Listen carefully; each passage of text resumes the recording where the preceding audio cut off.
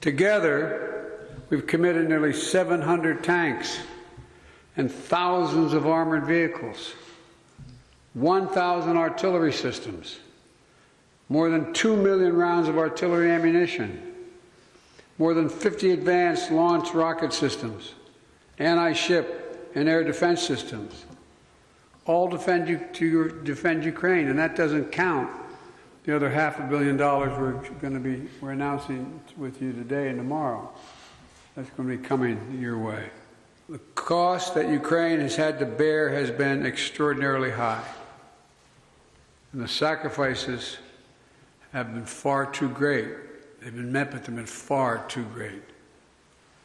We mourn alongside the families of those who've been lost to the brutal and unjust war. We know that there'll be very difficult days and weeks and years ahead. But Russia's aim was to wipe Ukraine off the map. Putin's war of conquest is failing. Russia's military has lost half its territory it once occupied. Young, talented Russians are fleeing by the tens of thousands, not wanting to come back to Russia.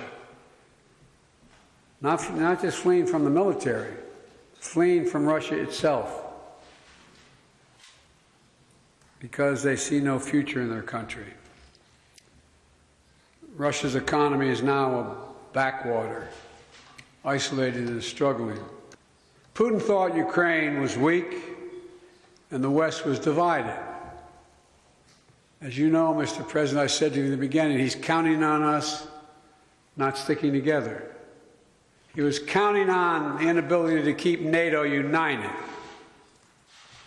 He was counting on us not to be able to bring in others on the side of Ukraine. He thought he could outlast us.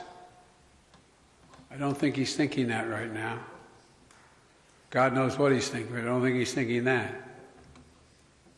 But he's just been plain wrong. Plain wrong. And 1 year later, the evidence is right here in this room. We stand here together. Mr. President, I'm delighted to be able to repay your visit to our country. In Washington, not long ago, you told the Congress, quote, "We have no fear, nor should anyone in the world have it," end of quote. You and all Ukrainians, Mr. President, remind the world every single day what the meaning of the word courage is. Freedom is priceless. It's worth fighting for as long as it takes, and that's how long we're going to be with you, Mr. President, for as long as it takes. We'll do it. Thank you.